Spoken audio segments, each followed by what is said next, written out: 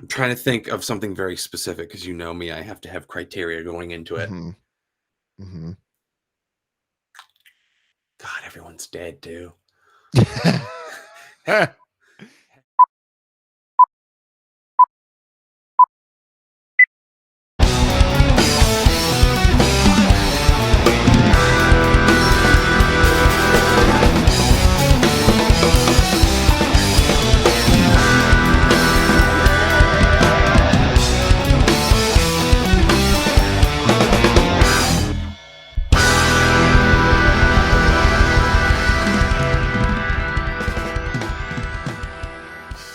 Hello, welcome back to week 128 of Out on That Line. I'm Jeff, and you can see him from the front. Wait till you see him from the back. My co-host Alex, how you doing this week? Jeff, I keep it juicy. I eat that lunch. So when people say, "Did you eat the lunch?" I ate the lunch. Don't you worry about me. I'm excited for this week's podcast. I can't wait to uncork it. But first, Jeff, how are you doing? I'm doing very well. This is a exciting episode for you folks out there. We have long been a pro Doja podcast, so we were excited to see that Doja Cat released another album recently called Scarlet. So we will be getting to that a little later on. But this weekend, my wife is going to a little show called ACL. Have you heard of it? Ever heard of it? So she's going to that, and it got me thinking. Um, there's always bands that are obviously great that play ACL, but I'm just not much of a festival guy. I think the way to get me out to one is probably just me being able to just hand pick who I want to see, basically, so I don't have to like go out and see anything new. I'm in my mid 30s. I'm too old for that. So what I thought we could do is usually a festival is 3 nights in a weekend. So we'd pick a Friday, a Saturday, and a Sunday night headliner. So we can start. I kind of sprung it on you right before the show, so I'm definitely putting you on the spot here. But I have faith that you're going to come up with 3 strong possibilities, and certainly nothing anybody out there can disagree with. So, Alex, what do you think about your Friday night headliner? And I guess like kind of what do you look for in your festival headliners? I think you want to set the bar early. Now, first of all, full disclosure, I'm with you. I am not a festival person. That to me sounds like my nightmare. Like I really want to go to one, but I would just be swimming in a sea of social anxiety the entire time. Just like heart rate minimum 120 for 5 hours. Yeah, that's Not healthy. good. That's healthy. Not good. There's It's like no going for a long amount. run. Yeah, that's you're in the cardio zone Yeah. according to Fitbit. But there is no amount of funnel cake and narcotics that could keep me like calm during a situation like that. But I wish I could go. So if we're doing the wish version, who's my Friday night? We're setting the bar early. We want to kick it off with major energy. You got to pick a crispy, fresh, I would say up and comer, but she's been around for a while, but she just had a tremendous victory in the music world. So why not take a lap at ACL? My Friday night opener is Olivia Rodrigo. Ooh, that's a good one. I definitely considered having her for that. And I think she's a great pick for a festival because you got to have somebody that's got just like hits, because a festival set is different than what a regular set is going to be for you at any old concert. For example, I've seen Coheed at both festivals and at regular shows, and as well as their kind of album tours. And like there's a distinct difference in the type of songs and performance you're getting at each of those. At festivals, it was just the hits. It was just all of the songs that anybody may have heard of by Coheed. And it probably wasn't a lot of those songs, but as a Coheed fan, those are obviously the ones that you listen to a million times front to back. It's different than their kind of club shows where they're going to play sometimes like a whole album all the way through, including all the deep cuts, like every single note they replicate for shows. So it's a big difference between what a festival set is supposed to deliver, because generally they're shorter as well. You're talking about 45 minutes for most, and then maybe an hour for the headliner. I don't know a lot of festivals where they get like a full 2 hour block. Maybe like Beyonce at Coachella was probably quite a long show, but that's an exception more than I think it is the rule. I think Olivia Rodrigo is a fantastic choice for that. My first choice, and this was when I opened it up that we could choose the dead as well. And I'm going Prince for opening it up Friday night. You're just shooting the whole wad on the first night. I kind of have to respect the recklessness of that. Because you know what they're going to start with is Dearly Beloved. Mm. There is not a party starting song better than that one. It is perfect because you're not getting a full day schedule on a Friday. Usually you're getting like they start in the afternoon because everybody's arriving. And then Saturday and Sunday are the full days. So Friday is kind of your teaser, your warm up, and what a way to go into it. Then a little bit of Prince. You'd pick any 5 songs off of Purple Rain. Pick any 5 songs off 1999. I mean, it doesn't matter. He's gonna play a set so full of hits and so masterful that if you thought the Super Bowl halftime show was good when he did it, this is gonna knock your socks off. Oh, he's gonna do like a 12-minute solo in Purple Rain. You know what I mean? Mm-hmm. And everyone's gonna be fine with it. Um, so I don't know. I get that's a fantastic, absolutely confounding pick in the best possible way to start with Prince. You madman! It's dessert first. And it speaks to a category that we'll get into later about like the legacy act, like Mm-hmm. the big once in a lifetime Mm-hmm. one. But moving on to Saturday, here's my dilemma. If I go with my once in a lifetime legacy pick and I can pick the dead, then that's going to inform what I pick for my Saturday night. Because if I do what I want to do, I'm being a huge asshole. So my heart says something like Mitski is festival made. Obviously, I Mm-hmm. love Mitski. I'd love to see Mitski. I feel like that would be a very like soothing, supportive atmosphere. We'd all just be crying and not touching one another. Just all the people that were too scared to be here are all together now, just staring up at her. That sounds really nice. It sounds very sad, but it sounds really nice. But if I'm going to do the dickhead thing, I really have to give people 2 straight nights to deliver. And I think once again, you got to roll with the hot hand, right? So I'm going with another friend of the show, Zach Bryan.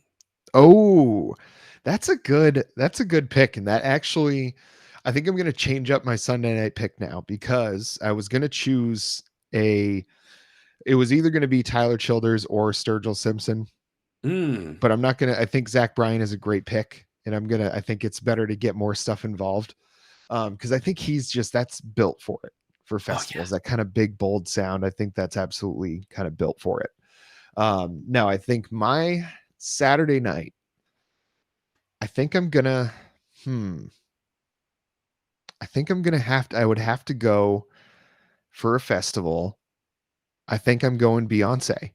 And I think I want a show like she did at Coachella that I don't know if you saw it on Netflix, but I want like one of the major pop stars. So like you grabbed your Olivia Rodrigo, I'm grabbing Beyonce. And I want the big ass pop star show. Like I want the whole spectacle. I want to feel like I just witnessed the like rebirth of a nation. Wow. You are really that's going big with these. Mm-hmm. Coming at me with both barrels with Prince and Beyonce. Yeah. That would be hard to top. So what that begs the question, what's your Sunday night then? What are you bringing it all home My with? Sunday night, and I may be stretching the rules a bit, but we make the rules here. Oasis reunion. Wow, you got a better chance of getting the dead people to do this show. That Wow. yeah, I can just all I can do all I can hear I can picture being in that crowd Sunday night when they start that opening riff to What's the Story Morning Glory. My goodness. My goodness. I mean, just and then obviously they're gonna play Wonderwall in Champagne Supernova. I mean, those are gonna be so prime at a festival with a festival crowd. And it's like it's rocking enough to be exciting, but it's not so intense that it's like, oh my God, I gotta deal with this after, it's not like it's Slipknot after a whole weekend of music, it being in the heat and not having anything to drink other than beer. I think it's a good way out, and it would be something I would just love to see. Well, and don't worry, because it's going to be about a 7.5 minute concert. Because the second song is going to be Wonderwall, and they're going to get halfway through it before they get in a fist fight, before there's blood. How many special people? Oh fuck! Yeah, and I mean, So that would be cool just in itself to say that you were there exactly. for that, you know? It's like 18 million people say they were at Woodstock 69, so you can actually say you were there for something cool. We don't need it to be a full show, here for a good time, not a long time. If you Mhm. can make that 7 to 10 minutes really stick, everyone will be psyched to have seen it. Well, what are you gonna pick for your Sunday night? So I'm going with the asshole route. And I really thought again about that idea of the legacy pick. Do you go with something obvious and say, well, if you're going to ACL, you got to see Willie? You could certainly do that kind of thing. But there again, we are playing with house money because we make the rules. And what does every festival need but a rambly, tambly jam band? I say that if we can reach into our bag of tricks and pick the dead, I'm Oh, picking the Dead, baby. I want the Grateful Dead, but I don't just want I don't want in their prime young musicians, everybody's alive dead. I want sad towards the end dead, like peak heroin Jerry. like Touch of Everyone's Grey. just yeah, I will get by. Yeah. He wrote that when he came out of a diabetic coma. And you're gonna sit here and tell me you wouldn't love to hear him tell that story live to a bunch of Zoomers, you know? Did he seriously write that when he came out of a coma? Wait, was it Touch of I was like, is it Touch of Grey or Truckin'? Yeah, Touch of Grey. He went into a diabetic coma, and when he came out of it, he was like, I saw fractals and God or whatever the fuck. I'm Jerry Garcia. And Tanner's gonna get so mad at this. But yeah, he came out of his diabetic coma, and that was like the revival of the Dead, like end of the 80s into the 90s. But it ended up killing Jerry Garcia because he was like the mayor of a traveling city. He couldn't leave his hotel room. So what do you do? Peanut butter and jelly sandwiches and heroin, baby. It sounds like a good Friday night to me. And Yeah. we're going to send that guy out on stage for a bunch of Zoomers who paid for Olivia Rodrigo. They paid for Zach Bryan, and they're going to finish it with the hat trick. The Grateful Dead, raised from the dead, reunited for one night only, and they're just going to take it off the rails. Flat Mhm. fucking vocals, self indulgent 25-minute solos. They might play an hour version of Dark Star. I have no idea. I guess we'll find out when they play the final night of ACL. That's honestly, I don't know if there's a more perfect Sunday night band than the Grateful Dead for that. That would be a hit at ACL with that crowd for sure. Oh yeah, everyone just standing around there while they do Uncle John's band, and they're just like not sure what to do with it. Yeah, and there's so many there. I see so many young kids wearing like Grateful Dead shirts and Mhm. stuff, and I'm just like, you don't you don't want to be associated with that. Like you think that's cool. And I was like, and it's not even about you don't know who the Grateful Dead is. Like they could very well listen to them, but I'm like, you don't want to be associated with that. Like you You do haven't not. been where I've been, player. Yeah, Let me tell some you. of the worst people I ever met were the biggest deadheads you've ever seen. And I just, and not saying that that's everybody, but I think my experience, I'm fairly common in my experience, I think, in this world, and I think I'm not the only one that had that experience with them. It's the people that make it their whole identity that you have to watch out for. Hmm. When they look like Jerry Garcia and they're wearing a bunch of ratty tour t-shirts and stuff, you look at them, you're like, oh, you're gonna be a problem. You're probably gonna take your shoes off on this bus and put them up on the back of the seat in front of you. And we're all gonna have to smell your clamshell toenails rotten in the midday sun, baby. And that's yeah. But if you like Grateful Dead like Tanner, then that's perfectly acceptable.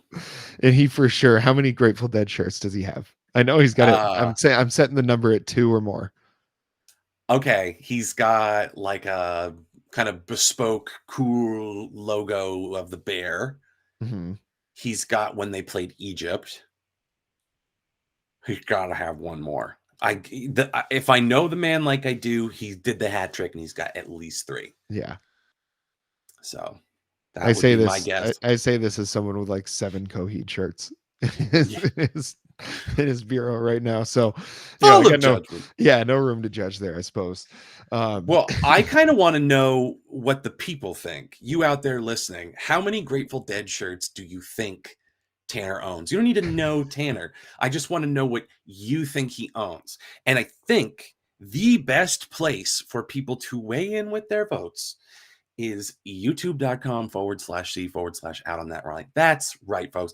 I just said out on that rind. And you would have to be out of your mind to think that, see, pull it out of the fire a little bit, just a little bit. It's a little bit of a tightrope that I walk on this show, is like the fine line between really nailing something and just hard panic.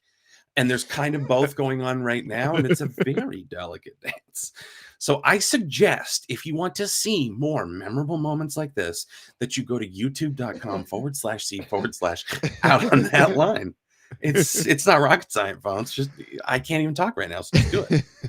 Do it. I pop myself. I can't do more. That was easily one of the funniest things you've ever done on the show. Easily. Oh my god. Okay. Yeah. So, in conclusion, the worst people probably also like the Grateful Dead. So just assume that that connection is true, and we should move on to the Doja Cat. So she came out with a new album, Scarlet, and we did her last album on the show, and if I remember right, it did not get the strongest of reviews. I did go back and listen to it, and that's why I assume we did not give it the strongest reviews, because I definitely did not have very strong reviews for it this time. But I will say, spoiler alert, much different experience with this new album. Yeah, she really leans into the hip hop and R&B and rap on this. I can't even necessarily say like R&B, you know what I mean? It's not overly, so I would say it's not really soulful at all. It's very much focused on that like rap and hip hop lane that we saw her do. Like there was a lot of like kind of electronic dance hall beat on Planet Her, which I didn't like at the time, but I remember in the year-end awards, I said, for whatever year that was, I said it was my album that aged like fine wine, because the more I went back to it, the better it got. It doesn't mean it's like heavy in my rotation. It was the only one that I went back and listened to where I was like, yeah, okay, this is better than I gave it credit for. And I would agree that this is probably better. It's a little apples to oranges. It's better than Planet Her, but to me, the standard is always going to be Hot Pink, because it's where she was doing pop. She was being absolutely filthy, just like in highly inventive trucker mouth. Incredible. So it kind of like checked a lot of boxes with the weird pop experimentation, the subject matter, the persona she was kind of playing with. So Hot Pink is the standard for me. So nothing's really going to quite live up to that. But I did like this one, I think, better than anything else she's done, absent that. This one there were some moments on this one that Hot Pink is definitely, I think, still the gold standard for her. But there were some moments on this album that got very close to that. I think you were right when you said R&B. There's not a lot of it, but what's there is definitely like there's some like sections of some of these songs, and I don't think there's a whole song that you would just call an R&B song, but there's definitely moments that are. She is very talented. Like, I guess I didn't realize like how good of a singer she is, outside of just being, a very good rapper and just like kind of being very good at just making just kind of weird off the wall pop music. But there was a lot of points, I think, that you could really say are R&B, especially the choruses. What is the third song on the album? The third song on the album that Jeff, I'll say it if you want me to, because it was my favorite song on the album. Is that gonna get us the algorithm in trouble? Because I don't mind saying it. I just feel like the algorithm doesn't like that sort of thing. Now's not the time to think of the algorithm, and we're also over 10 minutes into the episode, so I'll just go ahead and say the song is called Wet Vagina. Oh, perfect. That one, like the chorus of that one for sure. Yeah. It's anytime she sings, like she could do an R&B album if she wanted to. She's got the talent for it. I don't know if she'd want to write one, if she would care enough to do it, but if she decided she wanted to do R&B, I think she's got the talent to do it. She is so like incisive with her lyrics too. There are so many times where you think you're listening to one type of song and then all of a sudden she is absolutely body slamming somebody, and then she's going back to whatever the song was originally about. She just like throws it in there. She's like, clearly just the thought that passes, I'm pissed at this person. I'm going to write something that absolutely destroys them from the top down, and then just move on. And the amount of times that she has like such clever ways of talking about, like, I'm pretty sure she calls out Nicki Minaj on this album. I had to listen to it a couple times, but I'm pretty sure she calls out her and the fans. And that, you're only doing that because you just want to stir the pot. Like there's no, exactly what that's going to do. And Doja has in the past been one that just stirs the pot just because she just gets bored and wants to see what happens. If there's a red button, she will press it just to see what happens. And I think she's doing that quite a bit on this album. And I'm kind of excited about it because there's been and she's been kind of one, I don't know if she's been at the forefront of it, but the leaders in hip hop and rap these days are women. And I don't know if she would be quite on the level of like a Nicki Minaj or Cardi B as far as sales go, but as far as recognition within the genre, she certainly is. But there's a lot. There's Lotto, Megan the Stallion. I mean, there are a ton of artists in that space now that there were never this many at this level before. So now, like, competition is going to occur. And I think there's about to be some very mean things said between some former colleagues, some people that maybe never liked each other in the first place, but I think things might be getting ugly. And Doja Cat seems like she's got the brain and the willingness to go some places that other folks won't. Well, the difference between her and a lot of other people, like I'm not shitting on friend of the show Megan the Stallion, but you got this like alter ego Tina Snow, Mhm. right? And then Nicki Minaj does Roman. I can't remember the last name. Roman, whatever. It's this alter ego that Nicki Roman Minaj Reigns. has. Yeah, exactly. Yeah. He cocked that Superman fist for you. Yeah, I used to watch wrestling back in the day. Didn't we all? Um, but like they have these alter egos that I think are just kind of, I don't even know. They're like hood ornaments, really. It's not authentic in the sense that they're not really doing anything like different and audacious. They're basically being like, yes, I'm also known by this other name. Mhm. So this like alternate persona thing, that dog won't hunt. Doja Cat very wisely melds the persona and the person by, if you want to go with wrestling, that's what Stone Cold Steve Austin said. He was like, the best personalities are themselves turned up to 11. And not my best, but whatever. I think Doja Cat takes who she is and turns it up to 11. It's a thing Matty Healy hasn't managed to do. He just released that like big solipsistic apology about like, oh, I play a character and I'm sorry if it offended anybody. Like, dude, Jesus whatever. Christ. Just again, if you have to explain satire to someone, it's not good satire. Yeah. And I think I'm not saying that's what Doja Cat's doing is satire. I think it's like far simpler than that. She's just kind of being an obnoxious asshole and making a personality and a musical identity out of it. And I don't know. I off the heels of being like, wow, that Zach Bryan song or that concept of like, oh, if you don't like the album, I don't care. It's for me. So fuck off. I remember thinking like, wow, that's such a combative way to put that. And Doja Cat is all combat. And I think that's what makes it interesting because she's not one of these people that's like, I'm the baddest bitch around. She's just like, I wrote a song called Wet Vagina. I have the drip like wet vagina. Mhm. She just comes right out and says it. Yeah, And I that's admire that. and she has a machine gun for a mouth, basically. Like everybody else is bringing a knife and she's got a machine gun. I mean, it's insane. some of the things she says, and then she'll just steer right into like there's some very like tender moments on the album too. I mean, they're absolutely filthy, but they're very, it's clearly like a love song, a tribute to somebody. And it's just like wild how she goes from just being, and, call out from the album, being an absolute demon in what she's saying about people and about situations sometimes. And not only in her songs, but in real life too.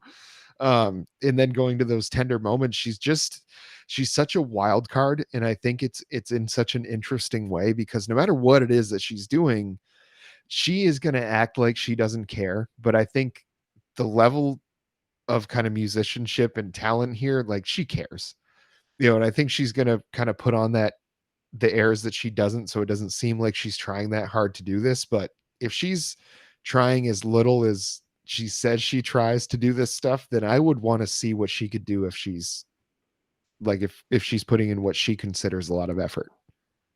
Yeah, if she goes full cat. Yeah.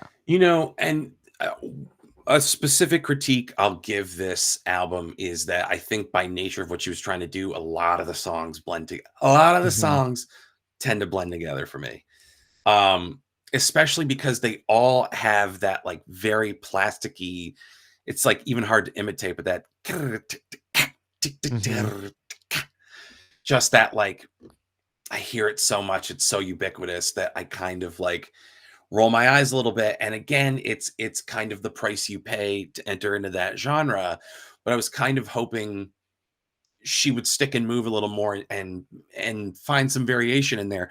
That's one thing I will say. I did a reaction a while ago for an artist called Win and a song called Jaw Morant. I think that's probably Win's strongest work, strongest lyrical work. Hmm. Really cannot hold the candle to the kind of stuff that like Doja Cat is doing here, but good in her own way, like enjoyable in her own way. What made Win distinct for me was trying different rhythms, different beats. There was a lot of variation in the EP that I listened to. And Doja Cat just kind of picked this one lane and didn't really change enough inflection, subject matter, beats, instrumentation for me to really be able to point anything other than wet vagina out Hmm. of a lineup.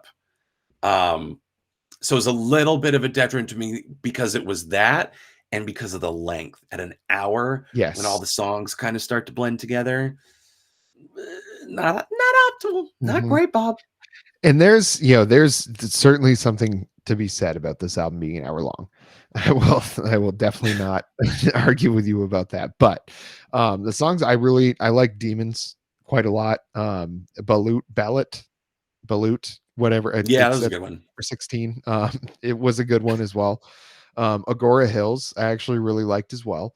So there was a couple like bright spots on this. So I know we mentioned Megan the Stallion earlier. So I think this album falls very much in the same category for me as Good News, where Mm, every part of it, I feel like there's something to enjoy. There's no part I would pick out and be like, oh, this was bad. She didn't need that.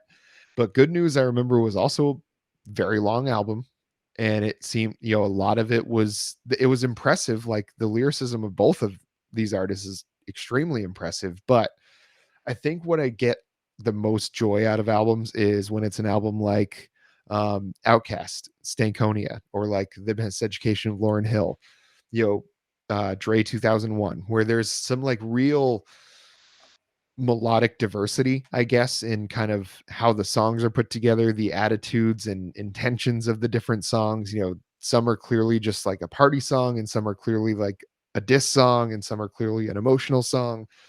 I think there's very clear lines drawn with that to go with the kind of musical diversity that they do in those. So I'm thinking of like on Stankonia, you have a song like Gasoline Dreams, you have Bombs Over Baghdad, Miss Jackson, So Fresh, So Clean. It's like those are four drastically different songs all in the same album. When you do things like that, you can have a long album, but you have to start breaking it up. You have to start making kind of, I don't want to say you have to segment it or you have to do like any sort of like storyline or sequencing that you're not comfortable with, but I think you have to have a realization that an hour long album that doesn't change a lot sonically, it's going to be very easy to lose people. Like you can be a great lyricist, which she is, but that's not going to be enough to make it a great album and make it rise above that, pretty good level. Yeah, you have to like really reach out and snag me by the short and curlies, like really come up with something distinct and undeniable. And I think there was kind of a big pocket of coasting in this, to the point where it's listenable. You can have it on. Like I was at work today, giving it another listen, and I just had it on while I was like, answering emails and doing a bunch of bullshit. And it was great company, and I was like happy to have it, but I wasn't like zeroing in on it and being like, this is my favorite part of the song when this happens. Like I can tell you again, to be the guy that glorifies Mitski, but that song, I don't like my mind. There are so many like hooks on hooks on hooks within just that one song. Mm-hmm. And really the biggest hook to me, and I'm not trying to make it into a bit, but it literally like reached out and snagged me, was Wet Vagina. Mm-hmm. Because that's such a wild, I've got the drip like wet vagina. I couldn't help but stop, be like, wait a minute. Mm-hmm. She just said what now? And like, you don't need to be crass and crude to do it, but you really have to have a plan of attack. And I just, I think too much of it ran together for me to really make it like stand out. So I would Mm-hmm. say again, it's better than Planet Her in the sense that I enjoy the rap and hip hop direction more than I liked the like dance hall Mm-hmm. direction that she headed in that. But again, I love when people mix it up and try new things. So even when it's not overly successful to me, I'm like, I'll keep showing up because you keep doing weird new shit. And it is different from other albums. The problem being the songs within this different thing are not all that different. Mm-hmm. There's a lot of layers to it, Jeff. It's very Yeah. complex. Yeah. It's like a cake. It's the cat, baby. Yeah. And I think we couldn't agree more on that. Basically, is just it's tough to elevate it above anything aside from stream it. I think for me, it's definitely not a skip it. I don't think it comes anywhere close to that level, but it also really didn't come very close to a buy it for me. The one that you should just go buy, what's Hot Pink. Go Hmm. buy the first album. If you're gonna buy any Doja album, do that one. And I think, like you said, we'll be back for the next one, because it's if you're gonna keep trying different stuff, then we'll keep trying it out too. Maybe there's probably tons of people that love this album, and maybe the next one you come out with is going to be like a country album, and we're going to love